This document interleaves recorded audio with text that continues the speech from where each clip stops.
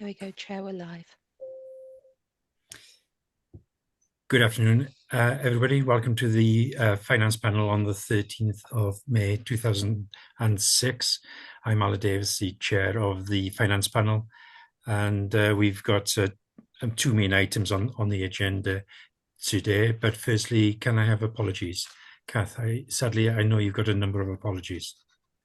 Yes, Chair. From the Finance Panel, we've received apologies from Councillors Danny Bebb, Chris Walsh, Karina Kenyon-Wade. We've got apologies from Gareth Hall, who is the Governance and Audit Committee representative. From Cabinet, I've received the following apologies from Councillor Rafe Devlin and Councillor Matthew Dorrance. From officers, I've received apologies from Catherine James, Daniel Burgess, Diane Reynolds, Jane Thomas, Liz Jones, Paul Bradshaw, Richard Jones, and we've also got apologies from Lynn Hamilton, who is the Chair of Governance and Audit Committee. Thank you, Kath. And we've only got three members of the panel here today. So thank you to Councillor Pete Lewington and Councillor Harold Thomas for attending. Item 2 on the agenda is declarations of interest. Do we have any declarations of interest by members? Councillor Roberts. Yeah, it's not a declaration, it's an apology for Councillor Jake, the leader. He's going to try to get here, but it clashes with a private appointment. Okay, thank you, Councillor Roberts. If you could note that, Kath, thanks. The declarations of interest, none that I can see. So item 3 on the agenda, the minutes from the last meeting held on the 20th of Feb, pages 3 to 16. They've been produced in Welsh and English. Can I have I'm happy to propose, Chair. Thank you, Councillor Harwell. Welsh and English. You're happy to second. In Welsh and English, Councillor Harwell. Yep. Diolch yn fawr iawn. Diolch Harwell. And I'll second the Welsh minutes as I. Yeah, happy to second the other. Lewington can double check the Welsh minutes. So thank you for that.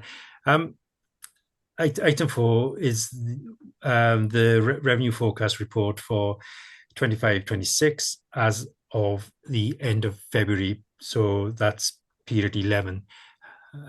Councillor David Thomas, Finance Portfolio Holder, would you like to give us a quick headline information on what the report tells us? Thank you.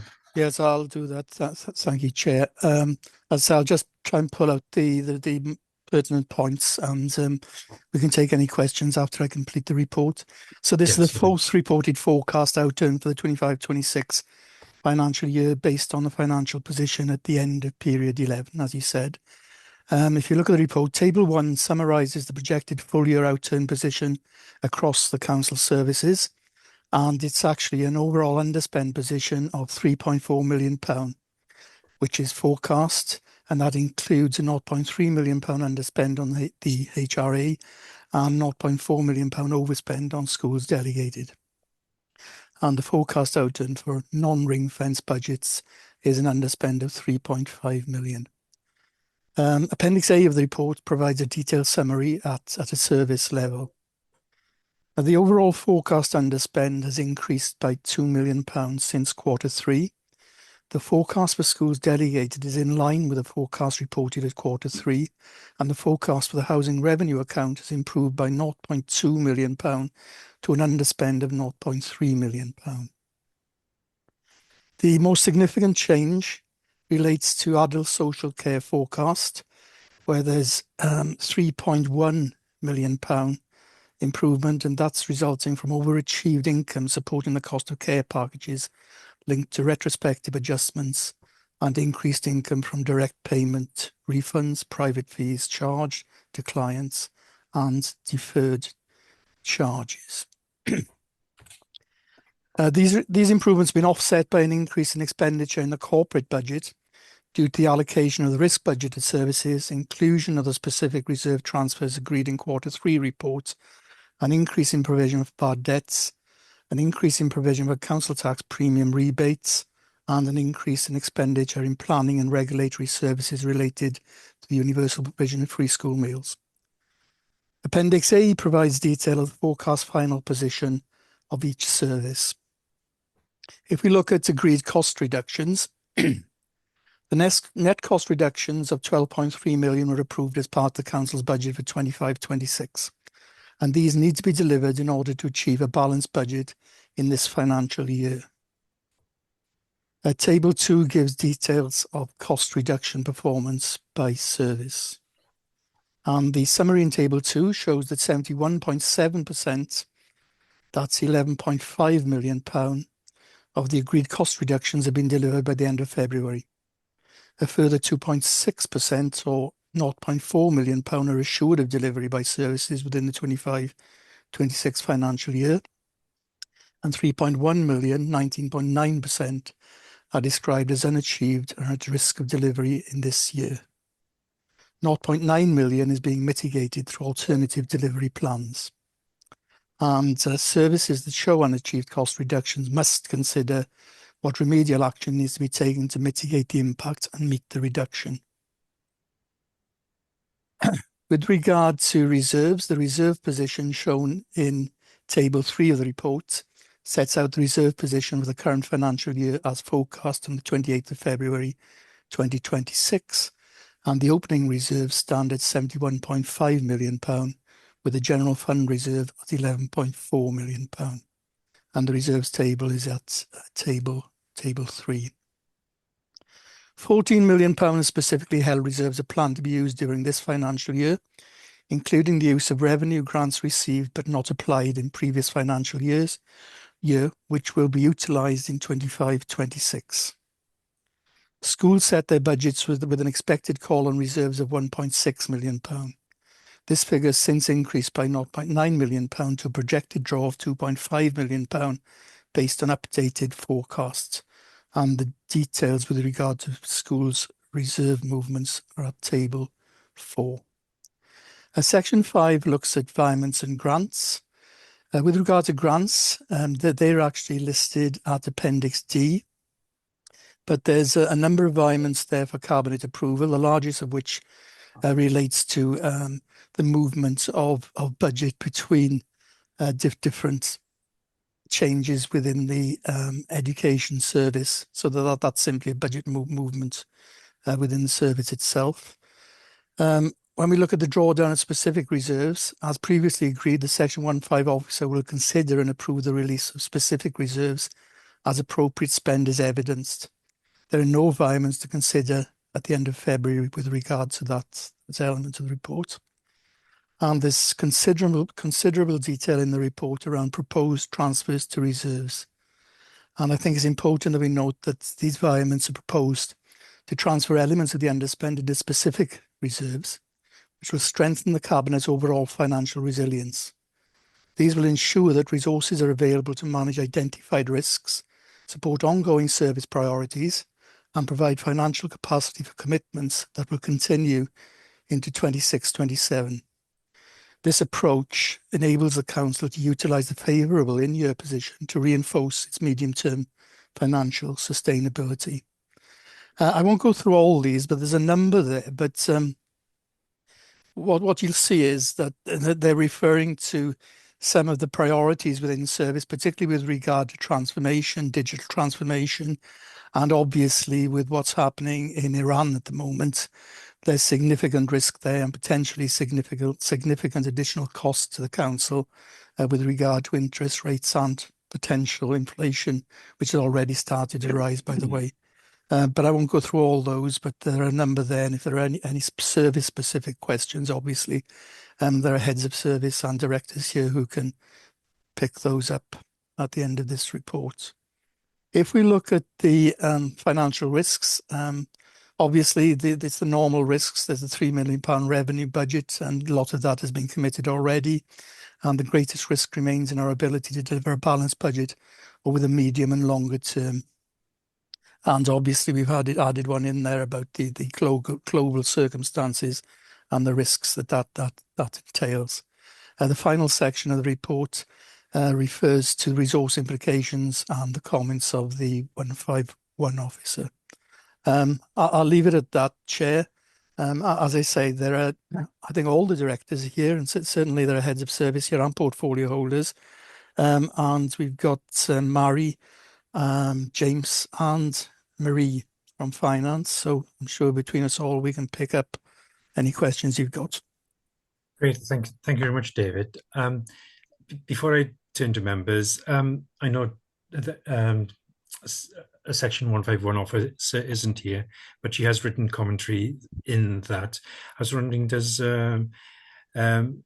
Mary, would you like to make comment on that, or are you no further comment on what David has already said? Thank you, Councillor Davies. Yeah, I was planning to just run quickly through the section officers' comments, and obviously everyone's had a chance to read it. But I think it's important to note really that that the continued underspend position is a positive one for us, and although it's improved on the previous reported position, it still remains relatively small at 1.32% of our overall budget when you exclude HRA and schools delegated. And I think it's really important that we note that we can't underestimate the continued rigour needed in budget delivery and the achievement of savings by year end as well, particularly as Councillor Thomas mentioned, in light of the conflict in the Middle East as well, and the impact that that's having on our costs across many of our services. So maintaining our financial resilience is predicated on delivering that balanced budget, and we do still have a gap in the medium term. So limiting our use of reserves as well, and making sure that we have robust financial management, and importantly as well, realigning our service delivery to remain within budget is essential. Section 151 officer has commented that we do need to fully understand the reasons for any variance against the approved budget and to reflect any learning from that, and we do that as the year goes through as well. So, and also to we are taking advantage of any opportunities here in securing a more resilient future financial plan as well by setting aside those reserves. So that will really help sort of in reducing the risk and increasing the resilience of our budget and for the forthcoming year as well, which is when we're most likely to see the impact of that, the conflict in the Middle East. So as you're aware, we have developed a more robust 5-year revenue budget plan, and we are coming to a time now where we need to refresh that and roll it on a further year. So we've been able to take that early action in response to the continued challenge in public finances that we're experiencing, and really looking beyond the next financial year in how we want to reshape our services and make sure that Powys as a whole is sustainable for the future. And just a note there as well about borrowing to support our investment in our assets as well. That remains essential. It's important that we do that, but we have to be really disciplined about it and make sure that we prioritise the limited resources that we have to the best effect really for the residents of Powys, and making sure that our debt then remains prudent, affordable and sustainable for the future as well. That's all I was going to say. Thank you. Mary. Thank you very much, Mary. Before I bring members in, if they have any questions, Councillor David, can I ask just for the definition of a temporary environment? Personally, I can't remember seeing quite so many environments, and they're all described as temporary. What is the definition of temporary environment? Is it the money going to flow back in the opposite direction in fairly soon, or what are the times? Because what's the definition of a temporary environment? You're mute. Sorry, David, you're on mute. In effect, it's a one-off environment. I'm sure Mari can add more information and give a better explanation around that. But the other thing to bear in mind with some of these temporary environments, a lot of it is predicated on the fact that we've recognised there's additional income coming in as well on top of what we've already recognised, and a lot of these payments would depend basically on that income being achieved, even though we are pretty certain we're going to get it. Okay. I assumed most payments are of one-off in their nature anyway, aren't they? That's why they come to cabinet. Mary. Sometimes we do permanent payments, so that would mean permanently transferring the budget from, say, one service to another if the responsibility for that service is changing directorate. So yeah, it's just to be able to distinguish between those, really. Okay. Yes, is it something new, or is it just me that I can't remember it? You know, the word temporary quite so often in the past. I'm not sure that we've been that explicit previously. No. So, but Okay. yeah, we're just being really mindful that we're not making these as permanent year-on-year payments or changes to budgets. It's a one-off in this year. Okay, that's fine. Thank you, because in the past we used to have payments between financial years as well. I know that's stopped now, but they were certainly what you would describe as temporary, weren't they? But okay, members, any questions? Councillor Pete Lewington. Yeah, thank you, Chair. It was just a quick one on the cost reduction table. I was just also, sorry, getting myself slightly confused with the dates, because that table I think is as at the 28th of February, and we're looking through to the forecast position as at the end of March.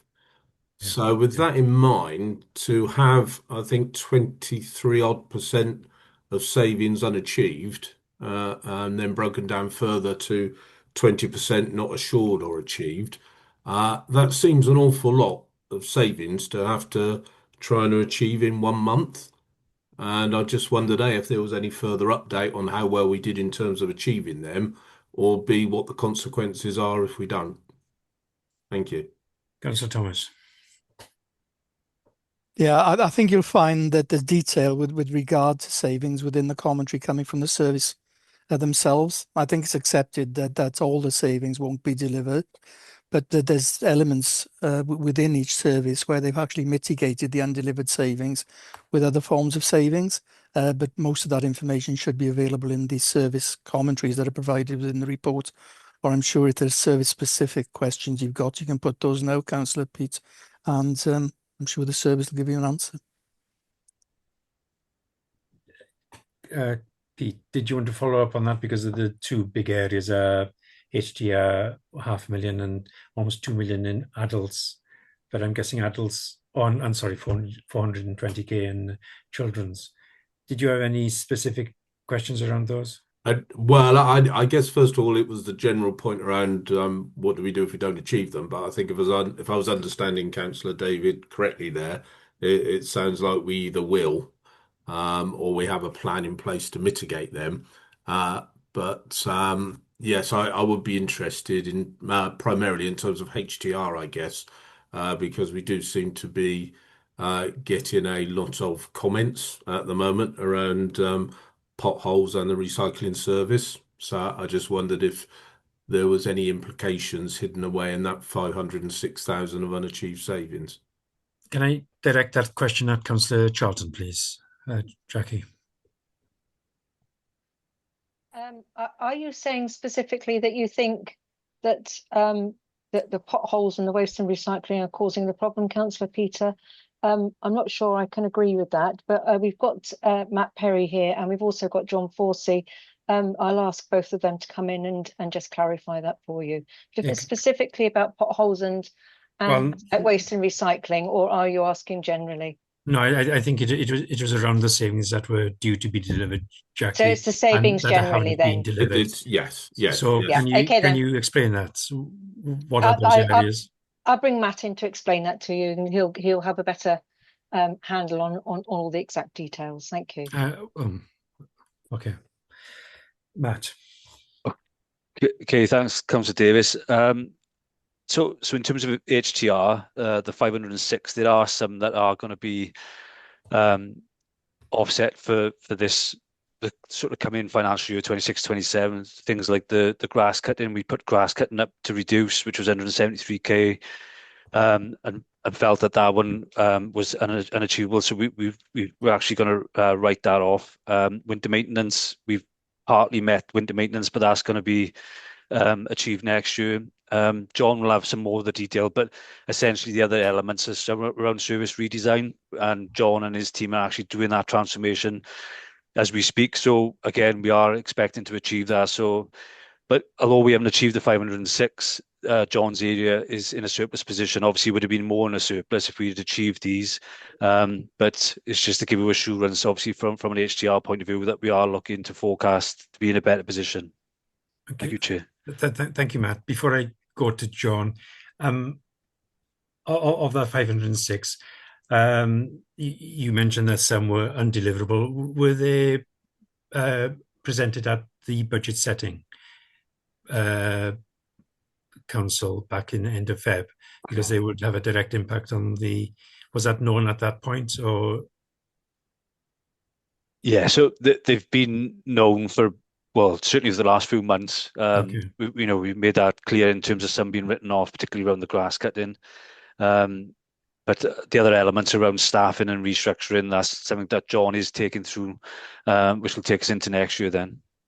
Okay, so those that have been written out won't add pressure to this No. current year's financial budget. Okay, sorry, sorry, John. Sorry, I was just going to come in, but I think Matt's covered off that was unachievable we dealt with through the FRM for next year. Sorry, I didn't quite catch. Sorry, John, I didn't quite catch that. Sorry, Councillor. Yeah, well, I was just going to say what Matt said, basically, that those unachieved savings would be dealt with through the FRM. Okay, thanks. Arwa. Yeah, well, just going off that, has everybody finished on that sort of subject? Well, I did want to go have a touch on adults and children's savings, non-delivery, and which elements of those have been written out. Okay, well, you finish that first then. Okay. Mine's on section 6 on the financial risks. Okay, can I go to the portfolio holders? No problem. And Councillor Roberts, on children's, there's a big chunk of undelivered savings of, sorry, trying to skate back up, 3 point something million. Oh no, sorry, it's just under 2, wasn't it? No, 1.1952. Yeah. There's one. The figures on adults, if you look into the commentary, they're broken down within the commentary.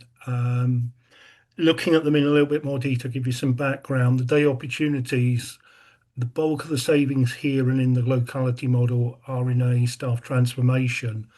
That was pushed back whilst we ironed out some of the issues that emerged, particularly in Ystrad Licence, Sylvain, Llanidloes, in terms of the actual rolling out of the model. In Sylvain, that's now completed with St John's in one half of the building, and the service retaining use of the other half of the building. That's a change from what was originally proposed when it came to Cabinet, in the light of concerns expressed within the community. I can say at this point that we are starting to see really positive benefits of that change, and there'll be more information coming about that to members in the near future. Those transformations in terms of staff are now going through the appropriate HR processes, and we're expecting to see those completed early in the new financial year. The extra care saving at £40,000, this is delayed due to, this was a full year impact of the opening of the extra care at Welshpool. But as you'll be aware, fire regulation issues delayed that opening, and a number of the individuals that were identified to move into that building sadly either passed away or actually required greater needs than was offered. So there was a hiatus whilst that was dealt with. So the full in-year saving was not recovered within this year. This will now roll forward into the next year where it will be delivered. Transforming older persons' accommodation again is a delay and is now rolling forward. And the strength-based reviews, we saw a shift in the workload this year, with a lot of the staff focusing on right-sizing new demand. So while you're seeing an efficiency not being met, there is also a cost avoidance element here. So the actual costs to the service in the bottom line of new demographic demand has actually been right-sized earlier. We do, however, have a new team working on this running into the new financial year, with the expectation that this and more will be delivered. And then with funding body review and direct payments, these are reviews that are ongoing. They are the interactions with other partners. This year, we didn't deliver as much in this area as we expected. But as you heard in the revenue side of the things, other parts of that team have overachieved quite significantly in their income targets. And that is why, as a service, we're actually in a balanced position in year. But obviously, we're mindful that a lot of those additional overachievement will be one-offs, and therefore we need to deliver these savings within the new financial year. Hope that clarifies things for you. So the bottom line, all those savings will be eventually delivered.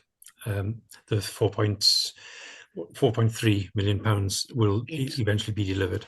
It's expected that these will be delivered within the coming financial year. Okay. While I'm still while you're on this discussion, there was quite a bit of I can't remember how you described it, overachieved income or stuff that from historical stuff as savings have been sort of clawed back. How come it's only been done this year rather than previous years when those the expenditure was occurred? Some of this is actual working through the system processes. Some of it is coming from other organisations in their processes, highlighting underpayment to the authority. So a lot of it is particularly around the joint payments, are issues that were not on our ledgers and were only made known to us when other organisations have undertaken their own reviews. Okay. And when you're talking about other organisations, are we talking mainly about the Health Board, or are we talking about numerous organisations? It would probably predominantly be the Health Board. Okay. Thank you. Okay. Thank you for that, Councillor Roberts. Councillor Pete Lewington. Yeah. Thanks, Chair. I just wanted to come back to the highways one. So I don't know if you want to. Yeah, quickly. Yeah. Sorry. Yeah. Or okay if I jump in. Yes, please. Yeah. Thank you. Thanks, Chair. I was just wanting to check or understand in the head of service commentary. I think it's on page 29. I was looking at the second paragraph there. I think it's the third sentence of that paragraph says that everything, all the pressures on us have remained within the forecast assumptions. So if the pressures are within the forecast assumptions, I just wanted to then understand why we needed to have a controlled deferral of non-critical activity. And I guess just from my understanding, what is non-controlled activity? Councillor Jackie. I'll let John answer that one for you, Councillor Peter. Thank you. John. Thanks. Yeah, it's just any activity which is sort of non-statutory over and above what we need to be doing. We've had to pare back on certain components to bring costs down in line with what was forecast during the year. Can you give us some examples? I was knew you were going to ask me a question like that. Just looking off the top. We would have continued to continue. We have to continue to inspect the highways, for example. So that work continues, but there may be. We mentioned grass cutting before or street lighting. They're non-statutory services, so they take almost the priority is always delivering the statutory component where the resource allows. Then we move on to things which aren't quite as, they could still be very visible, such as a street light, but that they would take a second priority whilst we'd be managing our costs with these pressures. Councillor Peat. Yeah, thank you, Chair. Yeah, thank you, John. Yeah. Sorry to be a pain. What I was just trying to understand, though, John, was if the pressures have remained within our forecast assumptions, why do you need to defer that work? Like you say, the non-statutory bits. Why can't you carry on and do them if everything's within our financial assumptions? Because I'm trying to think, income levels will change. We forecast what we know or what we expect during the year, and we may have to make amendments to forecasts. For example, I think car parking income was up, but we've experienced higher costs due to inflation. So we have to manage that throughout the year, and that all takes a time to sort of work its way through and balance to try and keep us within our envelope. So there's a little bit of cross subsidization within the service. Do you have to look at the whole budget? Possibly stopping repairing potholes to help in some other areas of service. Is that an unfair comment or not? Where we have safety. Oh, sorry, Councillor Jackie wanted to respond. Councillor Jackie. No, I think we're going down the pothole rabbit hole here. I'll let John continue because potholes are a priority. So we won't stop doing the potholes because we need to do them. Where they're dangerous, we will do them. Where our highways maintenance programme tells us we have to do them, we will do them. But there are areas, and don't forget, we have had inflationary pressures. The war on Iran is actually impacting us in greater ways than perhaps in some of the other services. So we do have to have a consideration of that. But I'll let John continue because we seem to be focusing on potholes, and I don't think that's necessary. Yeah, I see your point, Councillor Jackie, but the war in Iran wouldn't have impacted that much on this previous financial year. I know it's going forward, it will do, but previous financial year, not so much. John. Yeah, I was going to say, specifically to potholes, where there is a safety critical defect, that will be done as a priority in line with our HAMP. Others will become a monitoring defect, and it's that what we may have to step back, and where we will continue to monitor rather than take a proactive approach to where they're not a safety critical defect. Thank you. Can I bring Councillor Thomas in first and then you, Pete? Yeah, just very briefly, Chair, I just don't want us to underestimate the impact of the war in Iran, because you will recall that there was an immediate impact on the price of fuel, and that's obviously impacted highways in a major way. And we saw a very, very rapid increase in the rate of inflation. Now, we've done some preliminary work around potential impacts with regard to inflation. And a 1% increase in inflation, if it were to be maintained over a 12-month period, could cost this authority somewhere in the region of about £5 to £6 million. So let's not underestimate, the consequences and the impact of this war. So we've really got to manage it very, very carefully. Yeah, and I understand that, David. Pete, Councillor Pete. Yeah, thanks, Chair. Yeah, I do understand the comments as well, and I wasn't trying to go down a pothole rabbit hole. It was just more trying to understand, I guess, the accounting aspects of it, or perhaps it may be the semantics of the wording that's in there. But I'll just have one more try, Chair, and then I'll leave it. It's just when I read that paragraph, it acknowledges the pressures, i.e. inflation, contractors' rates, fleet-rated costs, etc. It then goes on to say that all those pressures have remained within forecast. Yeah. So that all sounds like everything's wonderful, and therefore I still do not understand, if we are within our forecast assumptions, why we had to defer non-critical activity. Yeah. I'll leave it there. You're spot on, Councillor Pete. Councillor Jake.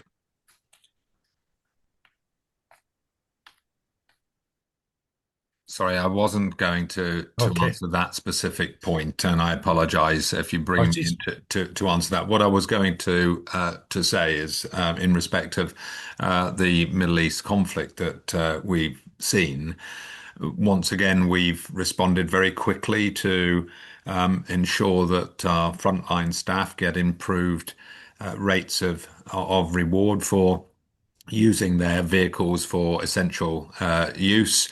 And so that was one of the things that you will have seen impacted, for instance, coming through in Q4. And of course, it may well run forward going forward. So, it's Q4 is where you're going to see some of these results coming forward. But I'm sorry, I've taken you away from the Pete's point that he was just making. I apologize for that. No, thank you. I don't think we can get a full response to Councillor Pete, but just a reminder that these are public-facing documents, and it does lack clarity within that paragraph. Thank you, Pete, for raising that. You raise another issue there, Councillor Jake. Has the pence per mile payment for private use of cars increased? Yes, it's gone up from 45 to 50p per mile for essential staff use. Okay. And we acted quickly to do that because we didn't want our social care workers, other workers penalised when we saw prices going up, as they are still at the pumps at the moment. No, and understandably so. Was that a cabinet decision? Apologies for my ignorance on this. And what is the overall cost to the council? Sorry, I haven't got that paper in front of me, David. It's not part of the Aled, the papers here, but I can go and get that figure for you. Okay. So that was something that is I believe an operational matter, but I certainly signed that off with the corporate leadership team. Okay. I know. Apologies. I wasn't aware of it, and it slightly surprised me when you just said it now. But Councillor David Thomas. Yeah, there is a environment actually included for the 5 pence per mile supplemental travel. Obviously, it's a temporary increase for the period of the conflict, and it just addresses the significant increase in fuel charges that are having to be managed by our staff. I think it's at 5.26. We've increased the pay reserve by £150,000. Oh, yeah, 150k there. Oh, yeah. Okay.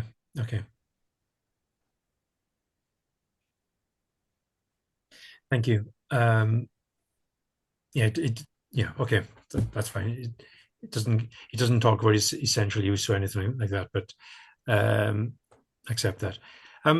Any other questions on this? I haven't come to you, Councillor Sandra, on youth services. Those for 100k unachieved savings. I know we will have a end of year report about what savings weren't achieved, lessons learned, etc., in our next meeting.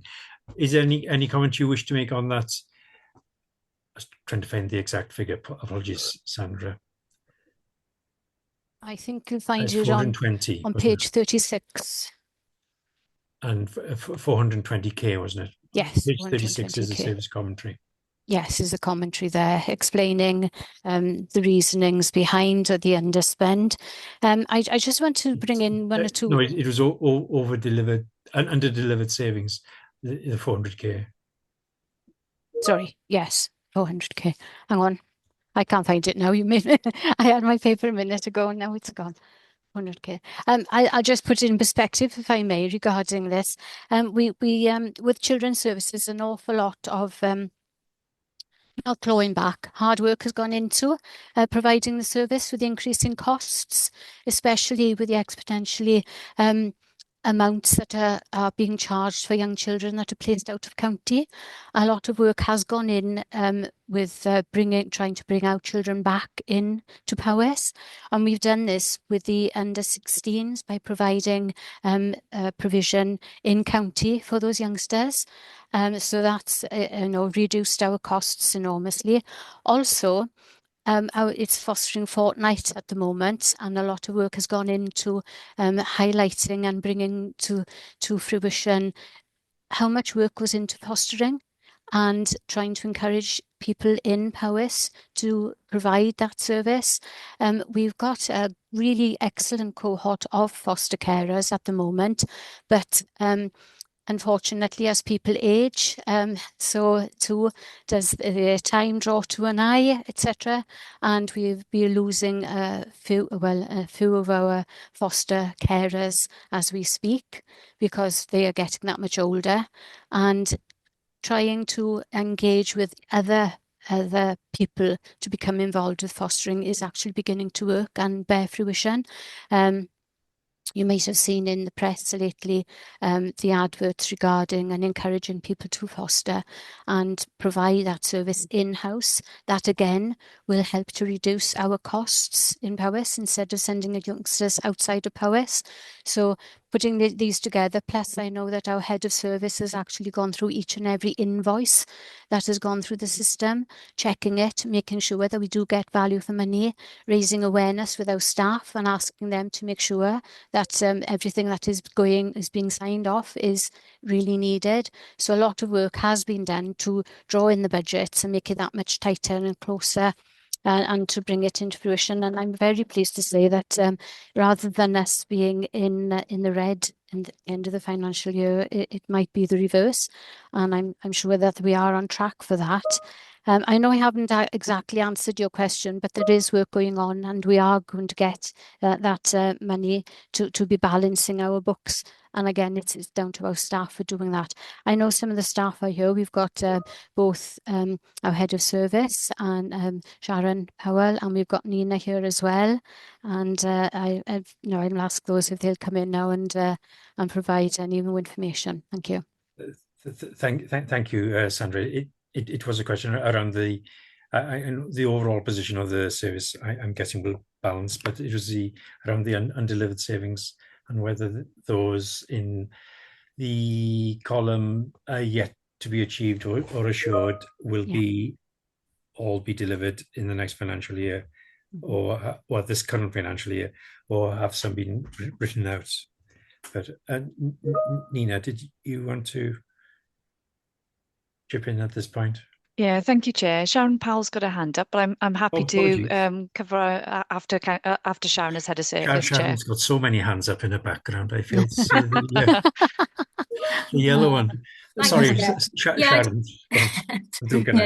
Yeah, just to come in on the unachieved savings, I'm sure you appreciate and respect that we've made a huge step forward this year in terms of reducing the kind of backlog of unachieved savings going back for a couple of years. So we've made some real inroads and real progress in kind of really reducing that deficit, which is really pleasing. The majority of that is to do with the work that we've done around our closer to home. So where there's still some potentially unachieved savings at this juncture point, that mainly relates to maybe our 16 plus provision, which we haven't grown as rapidly as we would like to have grown in this past year, but assurances for this year is that it will grow. And some areas around digital transformation, where we really wanted to take some areas of the service really forward in that arena. And maybe that has been maybe a little bit over optimistic in terms of the achievement of that. But just for assurance that overall, that figure will be reduced by the end of the financial year. Thank you so much, Sharon. And I should say thank you to your service and every other service across the council for this constant battle to try and remain within the financial envelope that Powys face. So thank you all, and thank you to all the heads and service and directors too. Thank you for your work on that. And I'm sure we'll have a closer look at the year end as well in our next finance panel. So thank you all. Any other questions?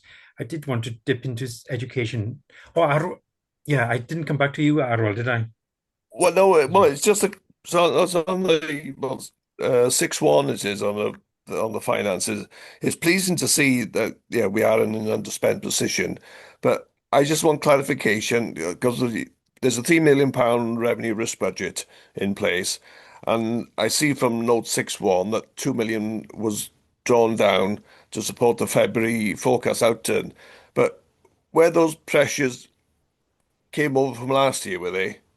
And they're not sort of fresh this year. Were they to do with demand growth and balancing? Councillor David Thomas? Yeah, I think they've been reported, the movement within the use of the reserve, the budget there. It's been reported in previous quarterly reports, and as you say, £2 million of that was be used, and potentially there could be more of it used before we do reach the year end. But at the moment, we're in a significant underspend position. So, well, so yeah, potentially... that's my question. Coming really, why did because we're in an underspend position? Why did we draw that down? Because otherwise, probably if we drew £2 million, we'd only be 1 million. Yeah, I think the total is about £3.1 million being drawn there, but obviously that was prior to this reported additional income that came in on this quarter. Right. Okay. Okay. Thank you. Yeah. Yeah.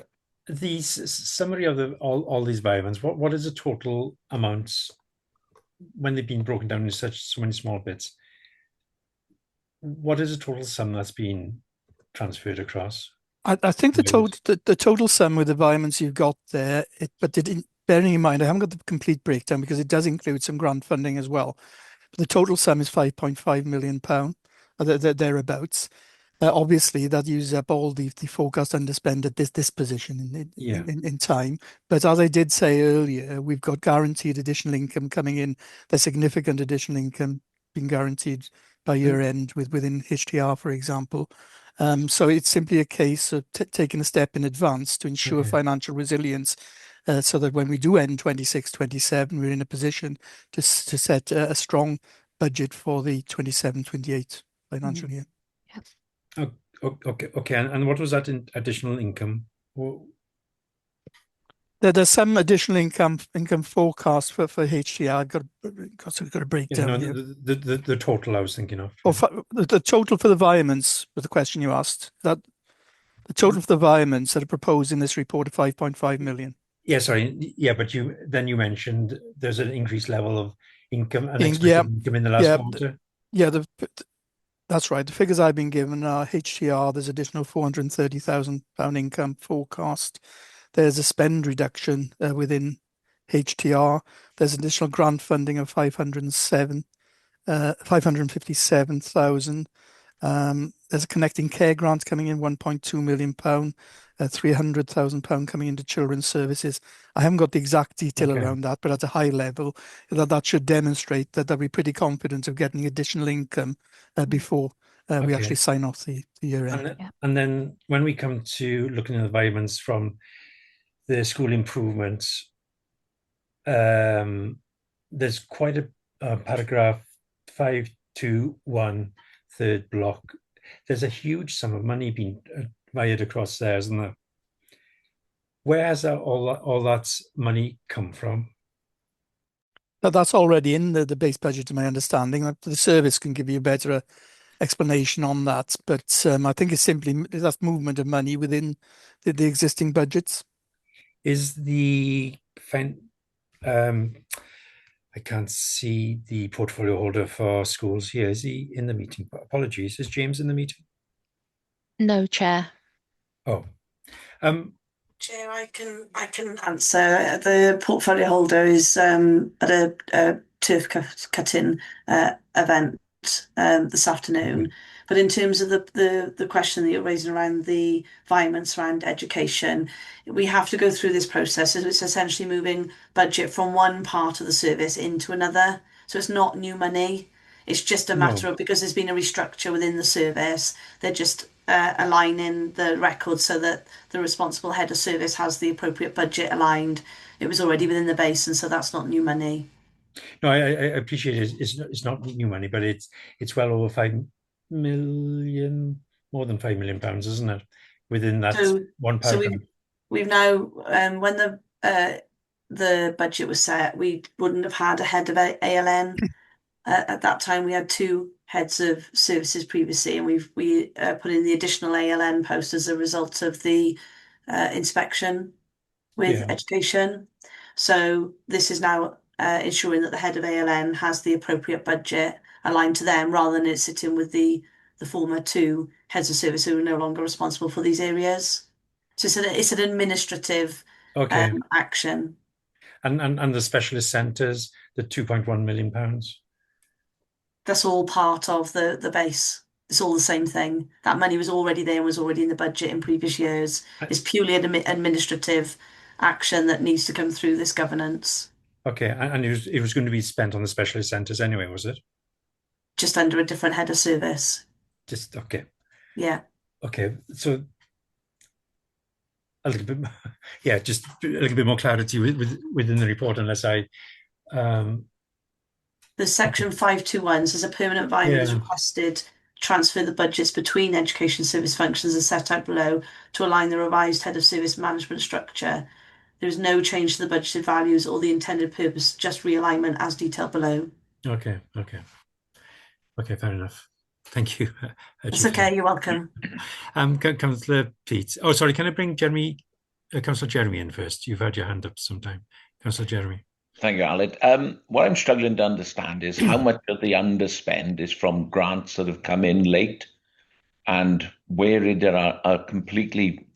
For me, I'm always concerned when we have a great big underspend. If it's just underspend that we haven't it's just come about. Did we put too much into the budget in the first place?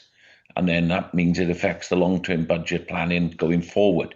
I'm not quite sure, and I'm sorry I missed the first part of the meeting because my laptop is playing up again. It wouldn't hook into the meeting. It keeps hooking into the school next door. If this question's already been asked, I do apologise. No, it can be difficult to follow the money sometimes with the additional late money coming into the various services in the last couple of periods. Councillor David, did you want to? Councillor Jeremy obviously wasn't here, but we did explain this earlier and did in the report that the majority of the underspend is because of additional income, £3.1 million of additional income that wasn't included in the original budget, obviously because it wasn't anticipated. So how much was our underspend then in total? £3.1 million was the additional income, which was a £2 million improvement on the Q3 outturn. Right. So without that additional money coming in late, what would our position be? Subtract one from the other, really. What is the total underspend? Come within budget then? No, in all probability, we would be showing an overspend at this stage, but I'm sure we could have addressed that by the year end in a number of ways. I just think sometimes that we need to put things out so they're accurate to show that what's coming in and that we are actually running within budget, because it can give the wrong impression. Yeah, well, as you'd appreciate, Councillor Jeremy, obviously there's an element of risk included in any budget when it's set, and the budget we did set for 26-27, as you'll all be aware, there was significant risk already contained in that. With regard to income will fluctuate. This is rather a large fluctuation. I do accept that. But the argument stands that you could actually build a contingent in for additional income at the start of a budget setting process. But if you start doing that, then you're obviously adding additional risk to a budget. I'm not sure that'd be wise at this stage. And I think, generally we should celebrate the fact that we have managed to achieve significant additional income, which will allow us to set ourselves up really well for the end of the 26-27 year, to set us on sound footing for going into 27-28. And I feel that that's something that I want to achieve anyway, because obviously I won't be in this position in 27-28, and I'd like to leave this council in a position of strong financial resilience to go into the future. So as I say, it's better than expected, but it wasn't. We didn't think we were going to have this amount initially. And just for clarity, they're a one-off additional income, isn't it? It's not into the base budget or anything like that. It's just well, I think I think the service have to explain it to you. But the process around these joint care packages, obviously, there's potential, I guess, for additional income coming in the future with regard to that. It's not easy to identify. I think the assessment, from what I understand, the assessment is done at the hospital when somebody's coming out of hospital. It's done by our social workers, but there could be nursing elements in it as well as care elements. But that isn't decided until it goes in front of a panel with Powys Teaching Health Board and they identify the elements of nursing in it, and we're not necessarily aware of that until they notify us. It's a bit more complex than that, and I'm not going to attempt to explain it all, but I think that's the sort of crux of it. Maybe health and care can look into that in more detail. But some is pre-25-26 financially as well, so it does go back some time, doesn't it? So it's about trying to keep on top of those issues, really, isn't it? Can I just come back on one thing? What's concerned me is that going forward, planning our budgets, that we get lost in the money that's come in late, and we don't get a true reflection going forward. And I think the way it's reported needs to show that money separate from the main budget, because otherwise, when we come to our budget setting, then we're not really understanding whether we are doing well or doing poor. If this money didn't come in next year and it's shown as part of the budget setting for this year, then next year we're doing poorly. It looks like we've lost excessive amount when we haven't, because we haven't had the grants, and that's where my main concern with this is. Yeah, I think, as Jeremy, you've got to accept that a budget of this size, you're talking about hundreds of millions of pounds worth. There's got to be a level of flexibility within it. And during that 12-month period, it's an organic beast. It's going to be changed, and there are going to be different impacts. So we've got to welcome that flexibility. And of course, as you rightly say, they can have the pluses and they can have the minuses. Fortunately, we're in a position at the moment we're benefiting from a major plus. But that would have been very, very difficult to identify at the time we set the budget, unless we'd had actually created extra risk within the budget itself. It isn't about, I agree at the beginning, but it's how we report it now at the end. Yeah. If we report that this is all savings, and it isn't really saving. Income's come in, which we've done really well. The office done fantastic to get that income, but it needs to be reported as a late income flux and not reported as part of the business model as a success story, if you understand where I'm coming from, because then it affects how we project doing our budgeting going forward for next year. But yeah, it's made perfectly clear in this report, and this is a public-facing document at 2.3, where it says the most significant change relates to the adult social care forecast, £3.1 million resulting from overachieved income. So that is made clear within the report itself. But is it income or is it grant? Income. It's income.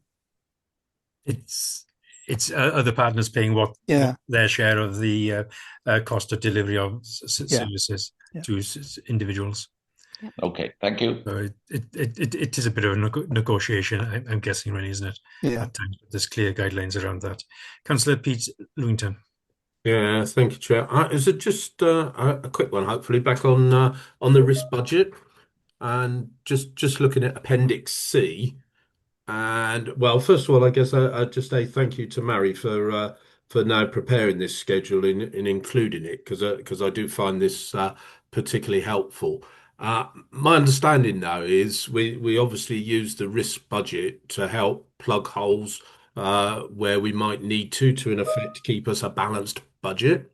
I also understood we had like 3 million in there, so I'm just slightly confused as to why the first column for amounts to be approved to be utilised is 3.1 million, because if the risk budget is used to help balance the budget. Sorry, that's a bit of a ramble. I just wonder if it's ever got up to, like, before we had this table, has it ever got up to 5 million, 6 million? And why should the amount to be approved to be utilised ever exceed 3 million?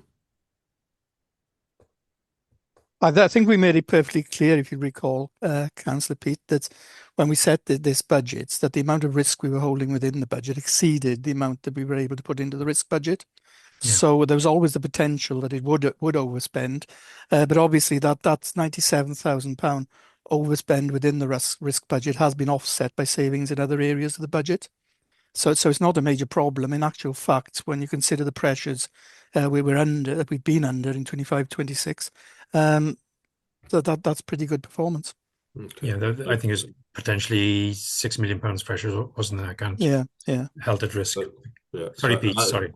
Yeah, no, that's okay. Thanks, Chair. No, thanks, Councillor David, as well. I guess it was more my understanding of the process and the mechanics around it. But if I'm understanding what you're saying, I understand your point about the pressures. There's no restrictions on us in inverted commas going over that 3 million. Yeah.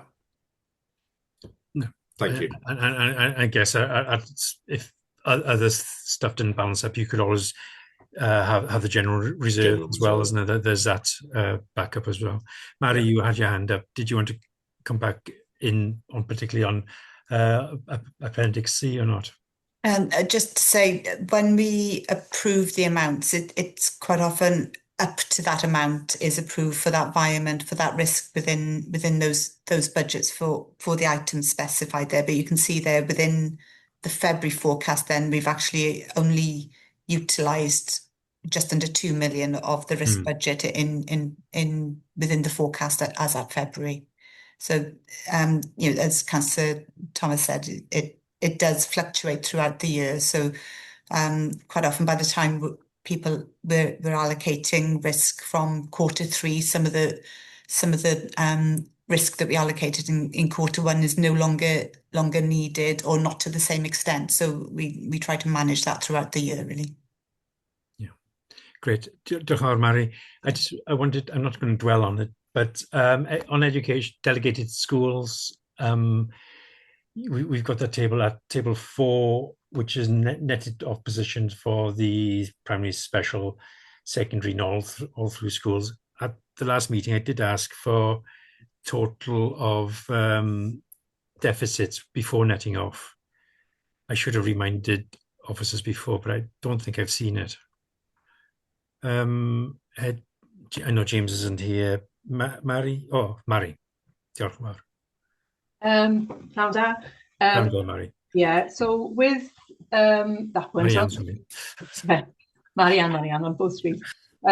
Page 20, table 4, school reserve movements, and I can confirm that as of that date in February, we are forecasting a closing balance of around 3.5 million in total, and of that, that includes about 7.8 million approximately of individual school deficit positions for 26-27. We are now working with the schools to clarify the positions. Sorry, Marianne. Bear with the number. What is that number? About 7.8 million. 7.8 million. 7.8 million. Okay, so again, that report will be coming through to Cabinet in the next in this term. We're working with our schools currently to ascertain the exact positions. That 7.8 million is actually information that the figures have come from the schools themselves. So the finance are in and the school officers are just confirming the positions. Right? Does that clarify your question there? Yes, first time I've ever heard that figure actually. Thank you, Marianne.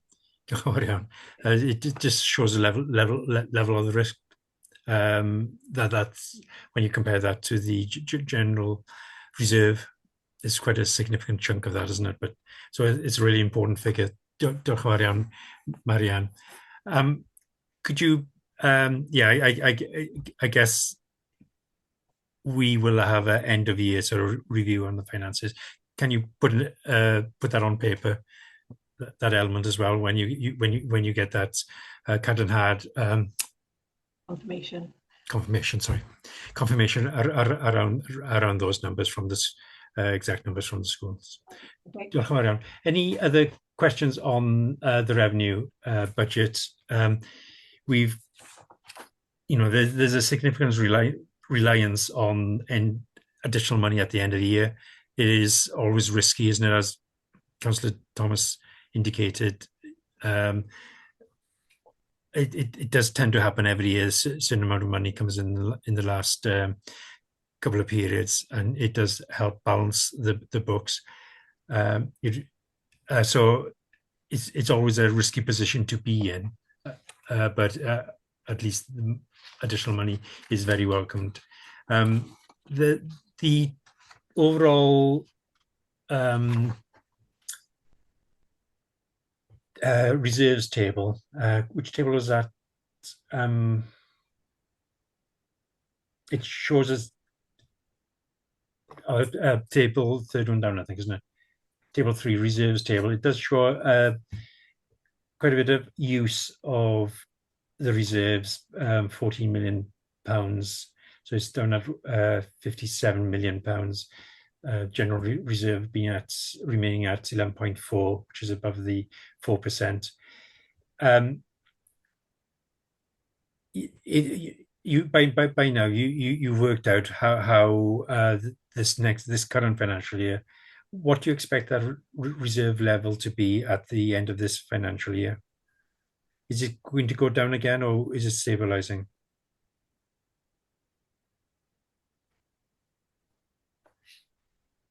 Mary or Emma? Because Just check, when you say this financial year, are you referring to 25-26 to which this report is referring, or are you thinking 26-27 in the financial year in which we're now in? Yes, 26-27. Because the spending plans for this current financial year have been set, and there will be a use of reserves planned within this financial year. And I'm just wondering around the trend. Will it continue to reduce the overall level of the reserves? I know there's some been additional money going in at the end of the current year, 25-26, but there's expected use of reserves in this current financial year. Mary, I hope you understand what I'm getting at. Yes. There is some use of reserves within the budget for 26-27. I think it's a bit soon yet to have a picture for what we think it will be by the end of the year, to take account of where we're going to be after this year as well, after 25-26. So we just need to finish working that through, and then we'll have a more up-to-date figure by the next meeting, probably. Okay. The outturn report. No, that would be useful. I know Section 151 officer always goes on about the level of reserves within Powys at the in the fourth quartile, or at the bottom of the League of Reserves across Wales. And I just happen to notice the reserve level of somewhere like Gwynedd County Council. It's this reserve within Powys is more or less £1,000 per household. Well, in Gwynedd, it's £2,000 per household. I know it's a very crude measure, but it shows a significant difference between the reserve levels of different local authorities. And it's really important when looking forward to the sustainability of the council going forward. So it's something we got to really keep an eye on. Councillor Thomas. Yeah, just to comment on that, actually. I think there's nothing the general public like less than to see us holding too much in our reserves. Actually, it's pretty unpopular when we go out and just demonstrate the amount of reserve we're holding already.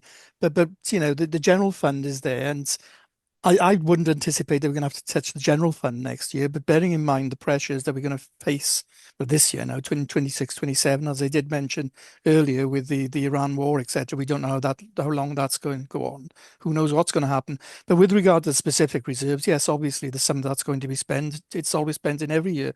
And there are transfers proposed with regard to the underspend into reserves anyway. So the anticipation has got to be, whereas the general reserve total might increase, some of it's obviously going to be used. But as far as the general funds reserve is concerned, that's the important one for us. Hopefully we can maintain that at its 4.2% level. Yeah. And no, I was just looking at the general trends within the reserves. There'll obviously be ins and outs on them. So, and it's a pretty crude measure looking at the overall level of reserves, and I appreciate that. Right, members, any other comment on this paper before? Just want to look at potential recommendations, observations. What before we move on to the next item? Oh gosh, I know. Mrs. Kath has written down some stuff within Teams for me.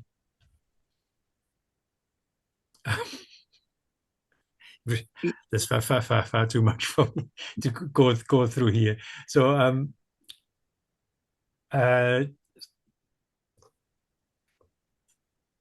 gosh, sorry, my laptop is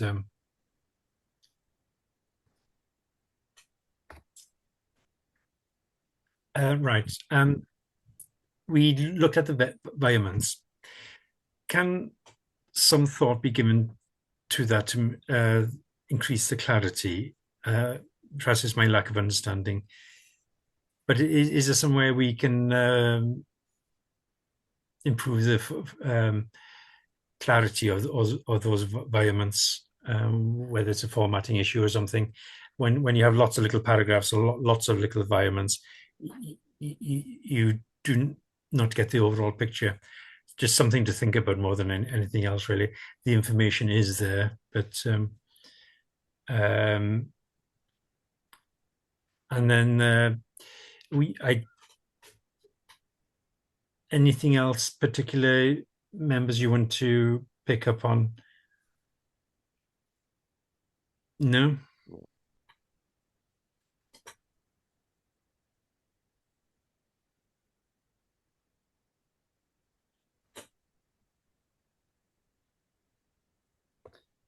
And I guess it's down to the individual scrutiny groups to have a look at the impact of the changes in the financing of various services on the outcomes delivered. I hope the other scrutiny groups do look carefully at that and review the impact assessments to make sure that the expected outturns were achieved. Maybe we should be writing to the other scrutiny groups to reinforce that message at the year end. Any other comments? Councillor Pete and Arwel and Jeremy? No? I can see Kath has done quite copious notes here. Have I missed something, Kath?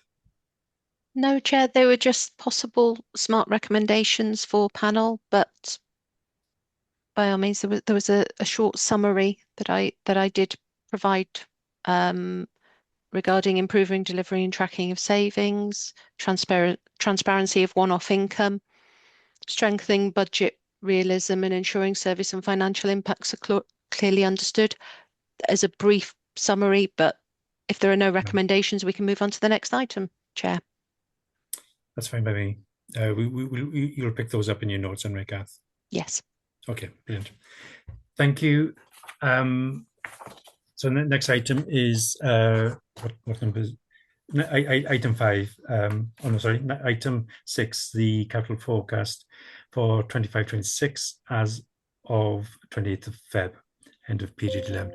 Councillor Thomas, do you want to just give us a quick overview? Yeah, thank you, Chair. So it's the capital forecast 25-26 as of the 28th of February 26. The original programme set on the 20th of February was £86.83 million. The revised programme, the 28th of February 26, is budgeted at £83.19 million, following the successful award of additional grants and the reporting of budgets between financial years. The actual spends amount to £44.21 million, representing 53% of the total budget. Table 1, if you look at that, that'll give you the detailed breakdown by service. Currently 32%, £26.68 million of the capital expenditure is budgeted to be financed by borrowing. The interest costs for this are obviously charged to the revenue account. It's anticipated that this will reduce during the year as grant funding is received and schemes are reprofiled into future years. And Table 2 actually gives a breakdown of the capital programme funding. The spend remains low against budget, but substantial spend is expected through to the year end. However, it's not expected that the full budget will be spent by year end, especially if any additional general capital grant is received in year. With regards to grants received, they're listed at section 3, and they're mainly in education, housing, highways, economy and climate. Section 4 of the report refers to reprofiling of budgets across the financial years, and they're highlighted there as mainly in economy and climate, housing revenue account, and the corporate budget.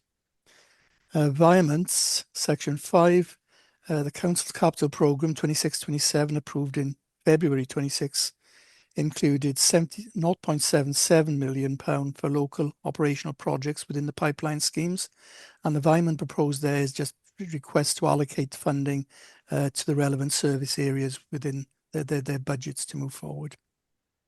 There's a number of Vyman's listed under Section 5 that have been approved by the Capital Oversight Board, and they're all included there for information. Section 6 refers to capital receipts. £0.82 million has been received to date, and there are currently sales agreed to the value of £1.7 million, and these are at the legal stage of the process, and they'll generate future capital receipts. And Section 7 refers to the resource implications, and reference there again is made to the issues in the Middle East, Iran in particular. And that concludes the report, Chair. Thank you very much, David. Can I just, apologies for this, can I just hark back to the previous report? That figure that Marianne gave of £10.7 million deficit at the year end. Can I just add one recommendation, just to have the year end, the deficits at the year end for the last 5-6 years, so we can see the trend, or even over the term of this council, doesn't matter. So we can see the trend in the overall, the deficit of the schools. Is that possible, Mary, or is that difficult to dig out? No, we should be able to pick that out from previous reports. Yeah. It'd be useful to see if there's been an acceleration in the level of the debt held by the schools. Thank you, Marianne. Sorry, Mary. And thank you, David, for the overall capital program.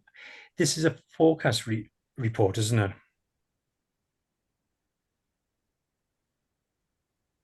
Yeah, that always says at the top. Is table 1 a forecast, David? That's the information coming from the services. Yes, it would be a forecast. It's actual and forecast going forward.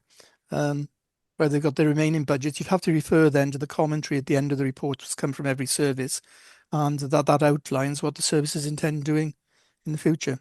Not there's a lot left to this financial year now, but no, of the last financial year, we actually ended. Yeah. So, okay. Yeah. So it's a forecast. Say education top line, you're forecasting to be 55% underspent. Sorry, James. Good afternoon, James. Good afternoon, members. Sorry, the revised budget is the year-end forecast. The capital works a slightly different way. So, as you know, these schemes span over many years. Yeah. And the revised budget for this year is effectively our forecast for the year, based on the information known at the time. And at the end of February, taking schools as the top line, education as top line, the forecast was around £10.9 million spent by the end of the year. And by the end of February, only 6 million of it has been spent. And obviously the table works out the rest for you, the other figures. So yeah, it's a forecast, but yeah, we do. The forecast is your revised budget in that case. Okay. Thank you. Arwa. Yeah, just going on to David mentioned the grants received and what have you now in that report. But well, we did have a grant now off Welsh Government. Was it about £2 million for specific for potholes and roadworks? Is that anywhere in the report, or is that additional? Can I bring the portfolio holder in there on that? Yep. That came through the budget. That wasn't a grant for last year. That's come through the budget for this year. Okay. So where's that showing then, or would it be shown in the revenue? It wouldn't be showing in this report because it came in after this report. Yeah. All right. Okay. It'll be in the 26-27 as part of the. Yeah, and there is a full plan on how we'll be spending that. I think it's 2.3 million, but there is a plan to spend that, and I'm sure you will all receive the information on that very soon.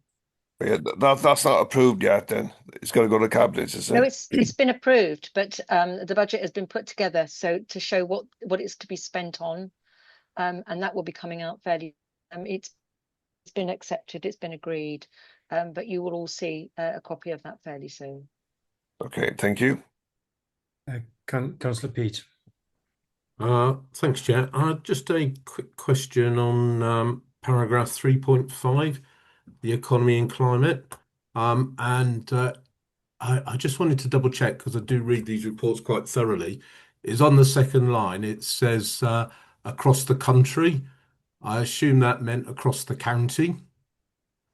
And then just off the back of that, I wondered if there are any updates that could be shared on how this investment in our communities is progressing, please.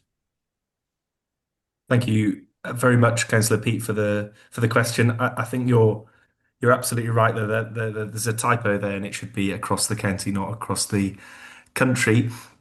You'll be well aware, because obviously, being the Mayor of Newtown, you've been intimately involved in the bids that came for the application that came forward to Sam Lloyd Clayton's team under Transforming Towns.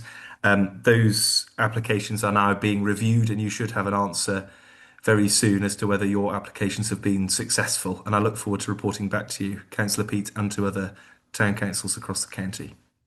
Lovely. Thanks very much, Councillor Glynn. Thank you, Councillor Peat, and good afternoon, Glyn.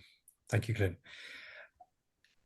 The total spend how is quite disappointing.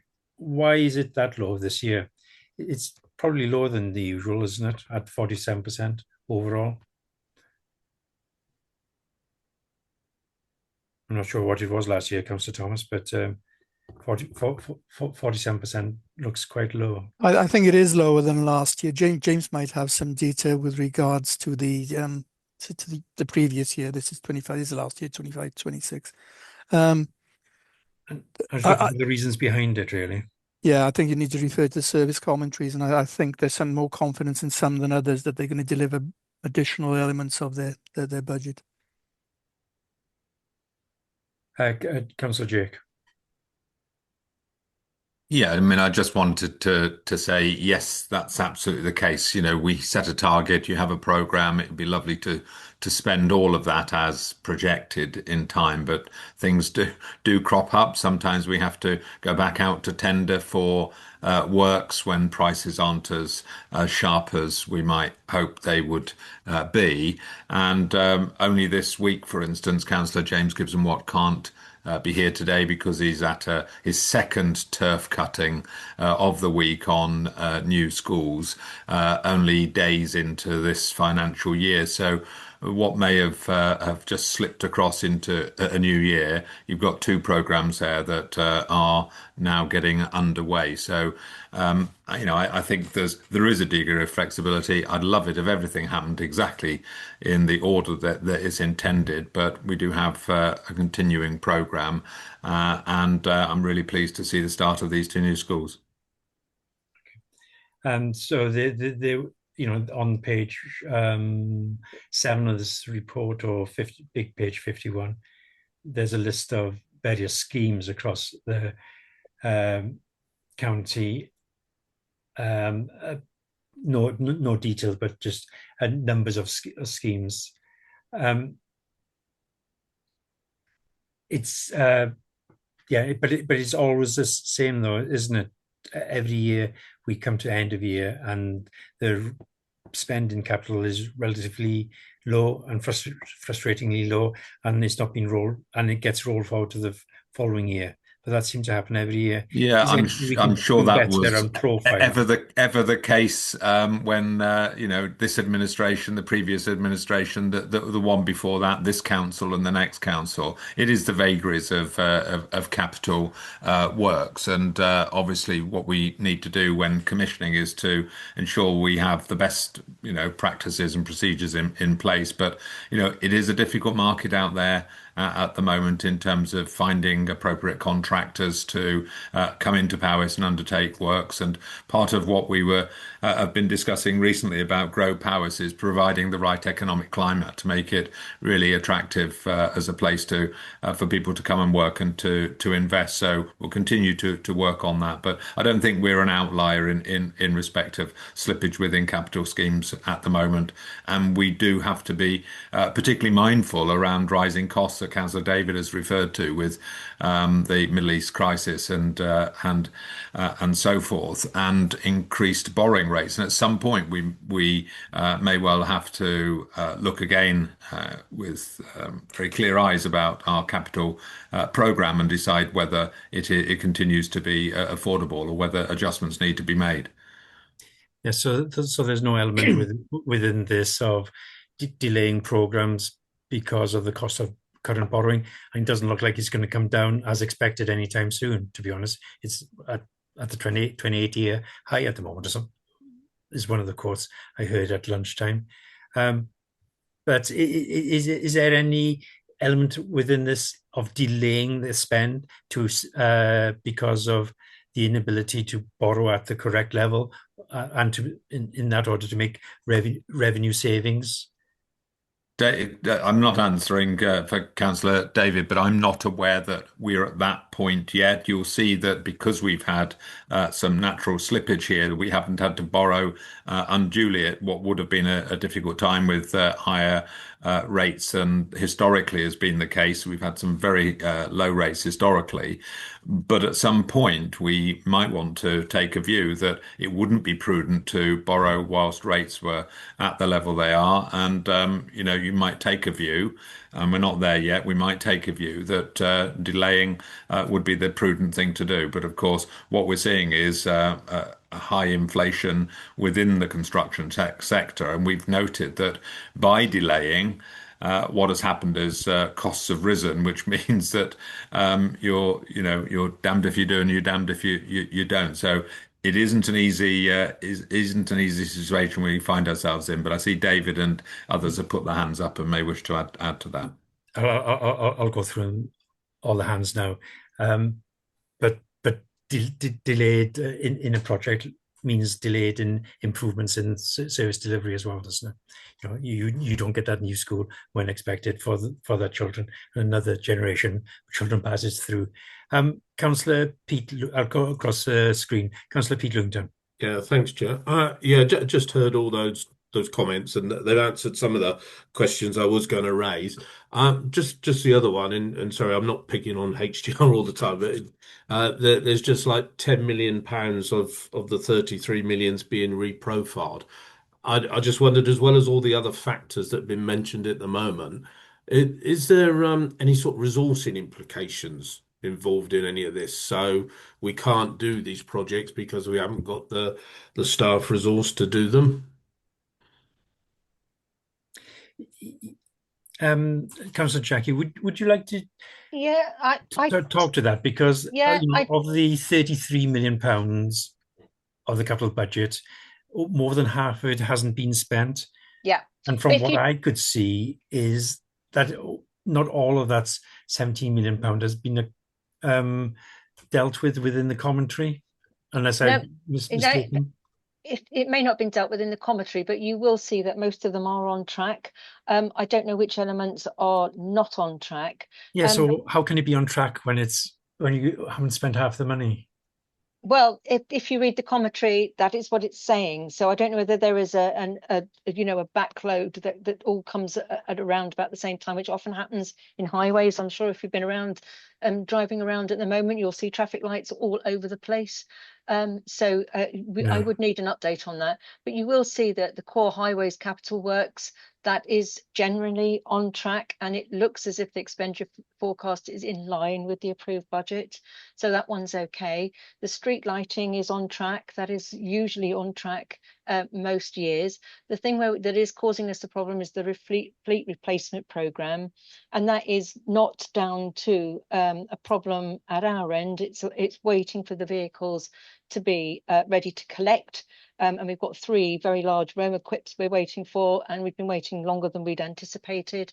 I'm sure all of you have heard that, but I don't think we've got any resource implications as a result of the capital budget. But I'll let Matt or John come in and confirm that. So how much of the £17 million is down to the Roma equips? Quite a big, because there are 3 Roma equips and they are very expensive vehicles. Okay. Can I bring Matt in then? And they're electric vehicles as well. So is it grant? Oh, sorry, go on, Matt. Yeah, just picking up. Yeah, some of it's grant, some of it will be coming through EPR. So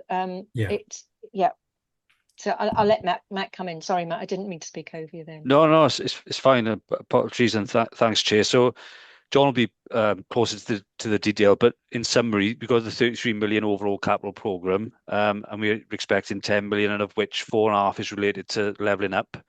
So the levelling up fund came in as a lump sum, and that's going to be taken over a number of years, so that sometimes skews it.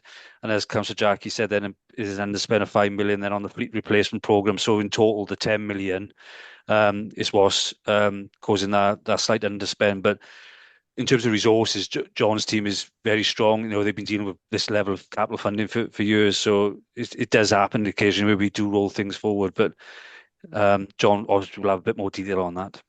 Thanks, Chair. Thanks, Matt.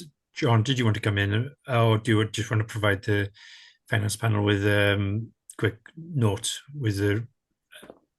Yeah, I think explaining what hasn't been spent, the 17 million, and there was a component that we were operating at risk for a while with the levelling up funding, and we had that money in, which we've had to reprofile as mentioned in the commentary.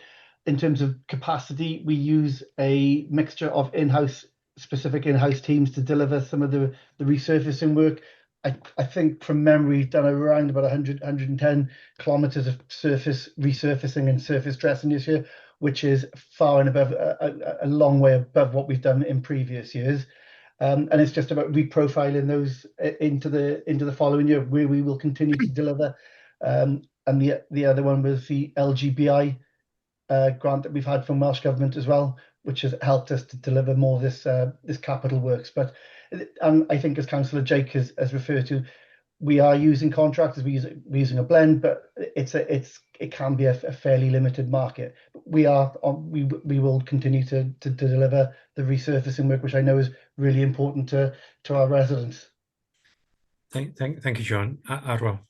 Yeah, just on the capital receipts, really, it mentions that, well, yeah, 0.82 million's been received, and then there's about 1.7 in the pipeline.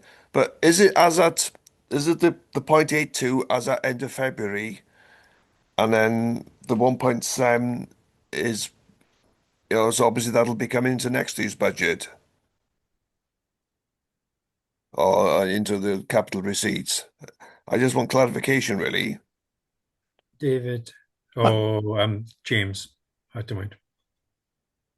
So the 0.8 is what was received during the financial year to the end of February. Right. There are £1.7 million worth of sales that were likely to happen. Whether they happen before the 31st of March, it depends on a good wind on both sides, doesn't it?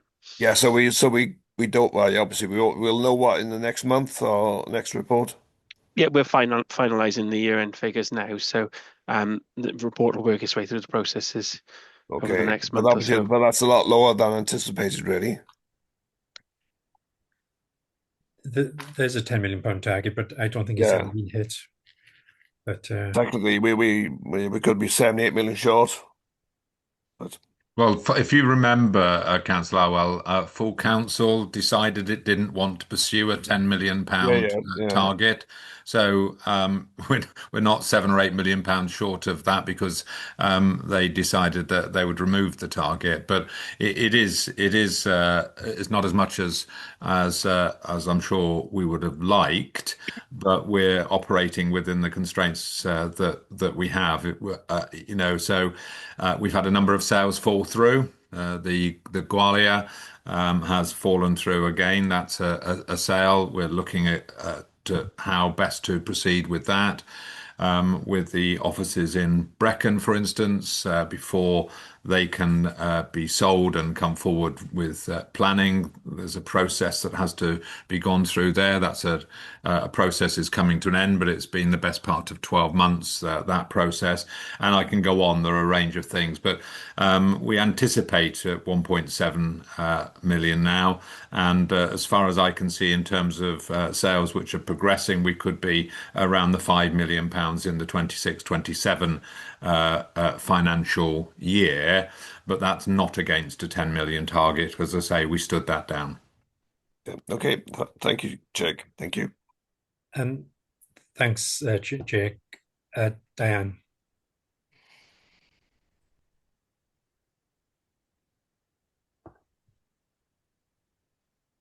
Chair, sorry, couldn't find my mic switch then.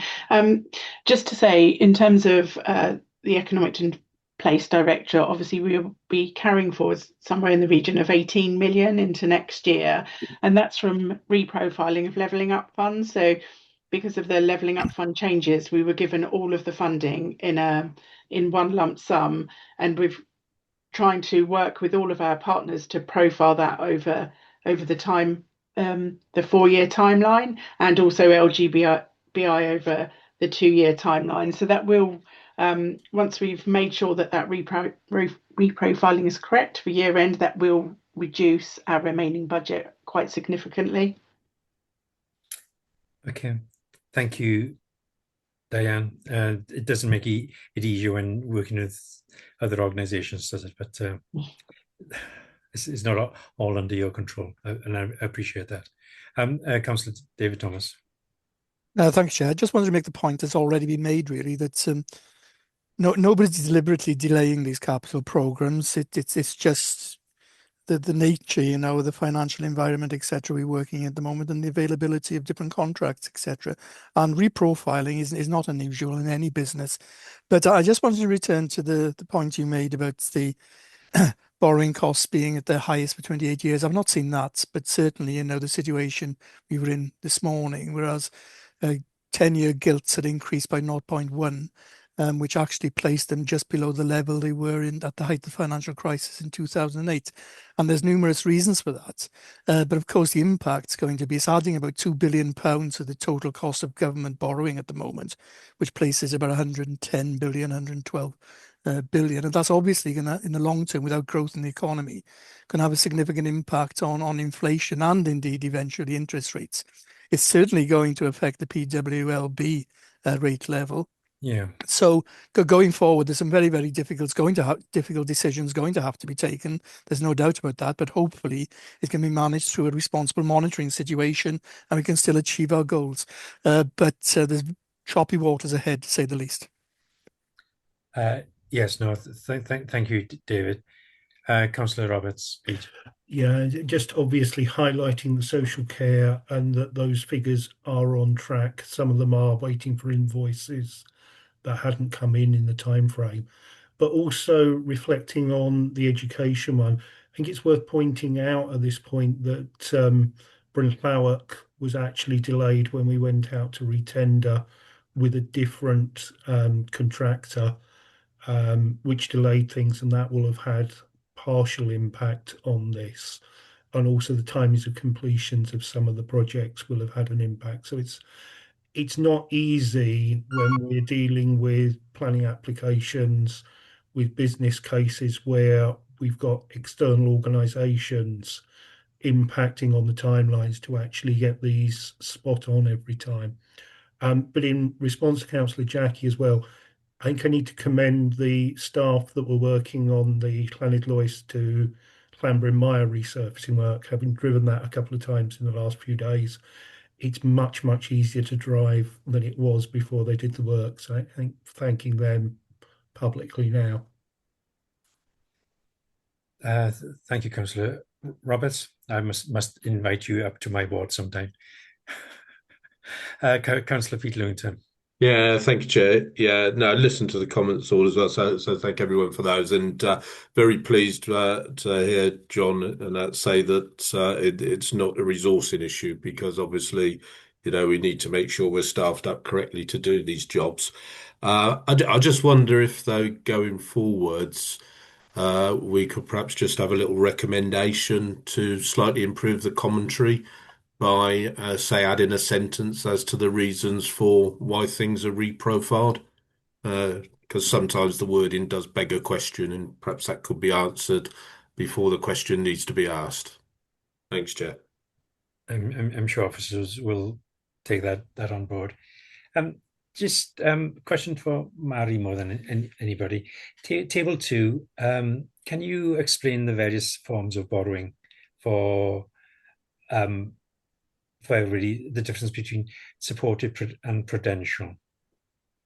Once, yeah, you probably got the wording better than me, but it's the interest rates are paid by Welsh Government, I'm guessing. Yeah, so Welsh Government within the RSG formula allow a certain level of support for borrowing costs for local authorities, and that's the amount that we see there under supported borrowing. Authorities then are also able to borrow over and above the amount that's supported directly through the revenue support from Welsh Government, and that's the prudential borrowing side of it.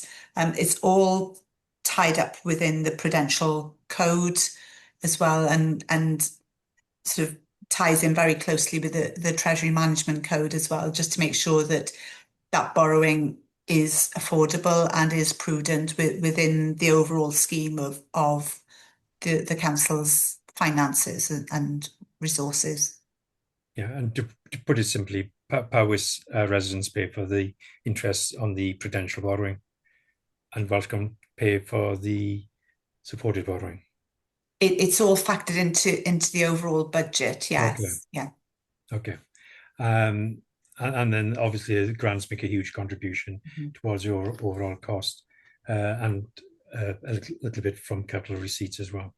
And revenue contribution comes from the individual services, for example, when buying new equipment for HTR.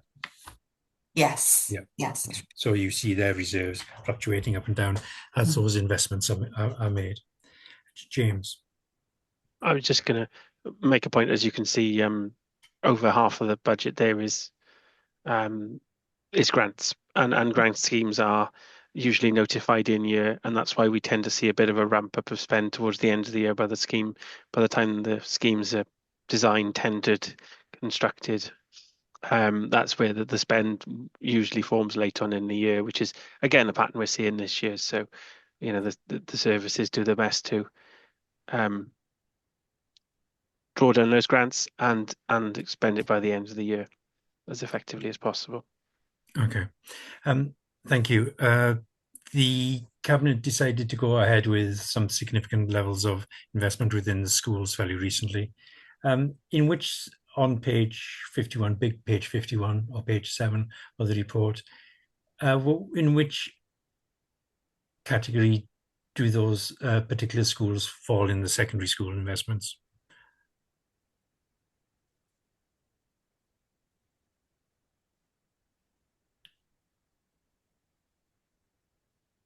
Do you mean in terms of how it's funded?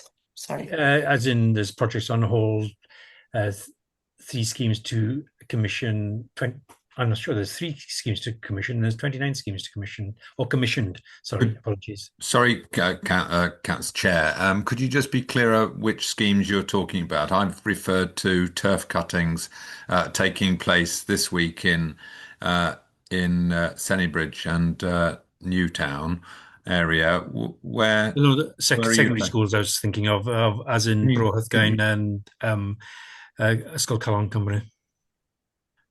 Okay, so those 2 schemes. Yes. Yeah, Significant investments, aren't they?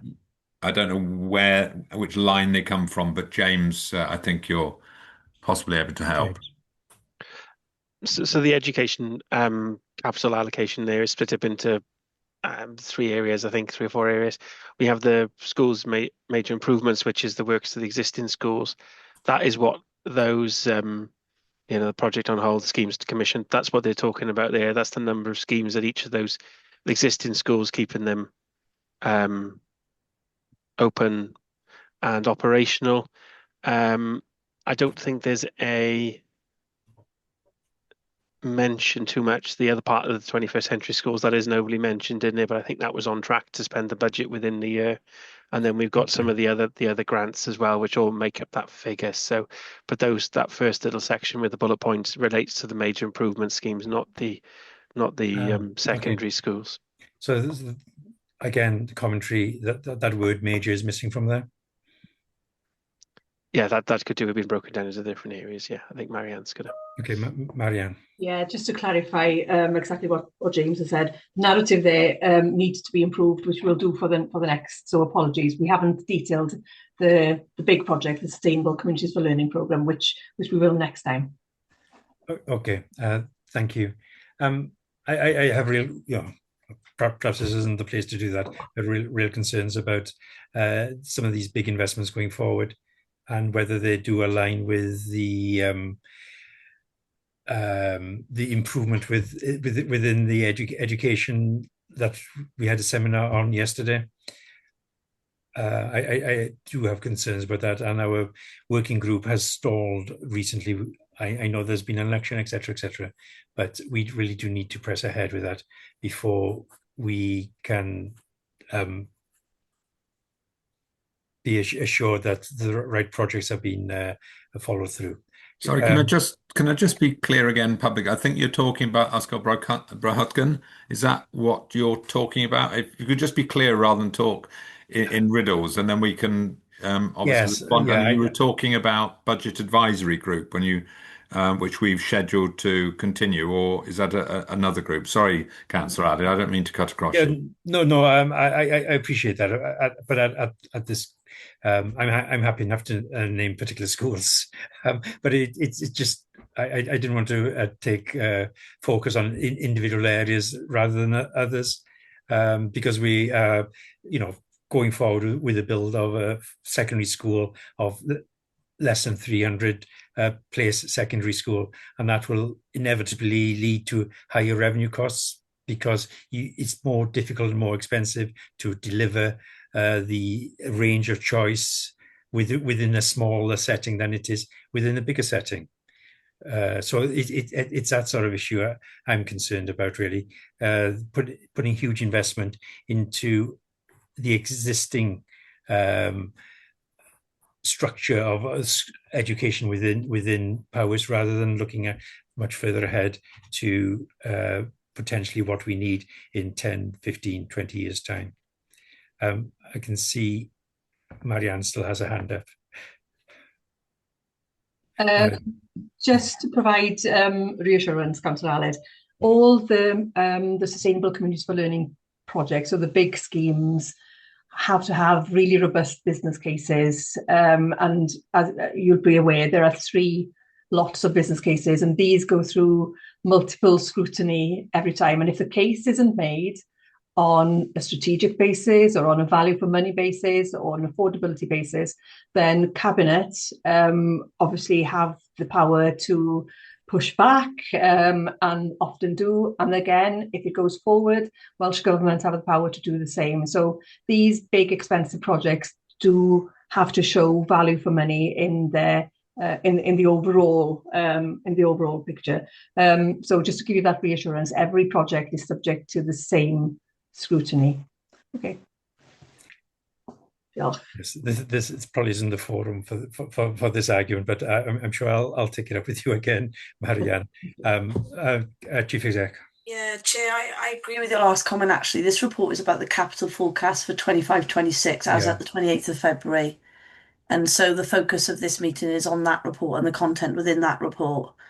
I think if if the committee are minded to deal with other elements, then that needs to be factored into the work programme, and then appropriate documentation needs to come before the committee and be in the public domain, so we can pick up on the points that you're raising, which I'm more than happy to do so. No, thank you. We have You're got welcome. LNS and Finance Panel working group, which is stalled, as I referred to before, but we need to reinvigorate. Thank you all. Any other questions on the Finance and Capital Programme? Sorry, on the Capital Programme. Is there any recommendation coming forward, members? Well, there's a couple of bits and pieces around presentation and a little bit more clarity. For example, the one James just referred to around the schools, so we know what you're talking about. Any other recommendations? Because express concern around the impact of only less than 50% of the budget being spent, because it does have an impact on the economy of the area as well. No. Okay. Thanks. We'll move on to forward work programme. You'll see the 12th of June, we've got the year end and outcome report on the savings delivered, etc., which we've referred to quite a bit this meeting. Then we've got the Sustainable Powers update. In July, we have a Q1 and also end of year transformation reports. You did deliver that for the first time last year, didn't you, David, I think? So that's an updated one there. But I also want to bring to you, in July, there's also a budget advisory group meeting on the 14th of July. Would that information that's coming to BAG be possible to be presented at the finance panel a couple of days earlier under confidential? Because that is one of the remit of the finance panel, is to look at the future budgets rather than just this retrospective looking at the previous quarter budget. Could that be done, Councillor Thomas? And the same for the September meeting as well. I don't see the point in that, to be quite frank, Chair, because that does away with the effectiveness and the very reason for the budget advisory group. It is by its very nature an advisory group that's simply looking at recommendations and isn't actually looking at a budget as such, whereas the finance panel ought to be looking at actual budgets. No, I don't see why we need to duplicate in that way. I don't know if anybody else has got a different point of view, but no, the terms and conditions of the finance panel was to look at future budgets, and it's the makeup of future budgets, yeah, and where we've got cross-party input into the actual structure of a budget, but it's not the actual budget itself. It's the recommendations that we're putting forward as a cabinet and CLT that could potentially be included in a final budget, and that's what the budget advisory group is all about, where they're actually invited to contribute to what we've been looking at, and hopefully, make the budget more effective in the long term. But you're obviously, well, you were last year a member of the budget advisory group, and you were fully informed as to what was going on there, and we've actually gone out of our way this year to try and ensure that it doesn't overlap with the work that the finance panel is doing. But it seems to me, to be a pretty pointless exercise to duplicate the work. Well, the finance panel was there before, and Sustainable Powers has been on the agenda all the time, and it is part of Sustainable Powers looking at future budget options going forward. perhaps this isn't Well, no, part of this discussion now, it isn't and I'll, part. It isn't take part it of up with the sustainable Chief powers. Executive at some point. It isn't part of Thank sustainable you, powers. Councillor Davis. Thomas. Right, that's it for this meeting. Thank you very much. And any further point before I call the meeting to an end? No. Thank you all. Thanks for staying on till the end, and special thanks to the officers as well. Diolch yn fawr iawn chi. Ta-ra. Diolch yn fawr.